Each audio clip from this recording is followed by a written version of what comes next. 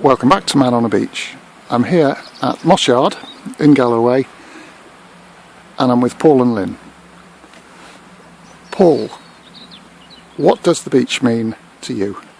I think the overriding thing for me is connection back to my childhood, and everything else comes from that. My parents had a caravan near the beach at Boomer in Northumberland, so I spent most summers when I was growing up there on the beach on my own sometimes, and it's the identification with that. And then just the relaxation, the dogs, kayaking, barbecues, wild camping in the camper van. But it all comes back from that initial, I think, all those years I spent on the beach as a child. Thanks very much. Lynne, anything to add? I suppose I also spent a lot of time on the beach. My experiences were down south, where the beaches are much more busy. And coming up north like this, where it's so peaceful, is just wonderful.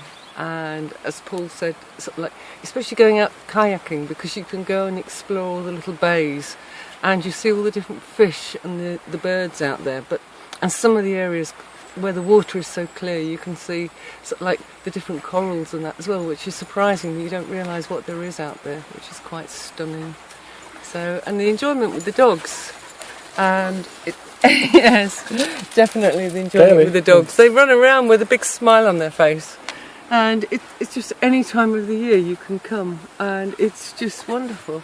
Sort of in the winter you can just tog up and come down, and sort of we often come down here and then go off for a meal up the road, something like that. And in the summer we bring picnics and just sort of like wander right into the sunset, and it's just fantastic coming down here late at night and with the sunset as well.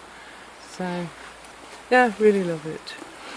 So when we look out here with your kayaking perspective, what does that say to you, that receding tide out there? Well, it's about to turn around and come in, so that's the safest time for kayaking. It's also, for me, a bit flat and boring. I like a little bit of surf to play in, but quite often we'll go down that way when it's a high tide.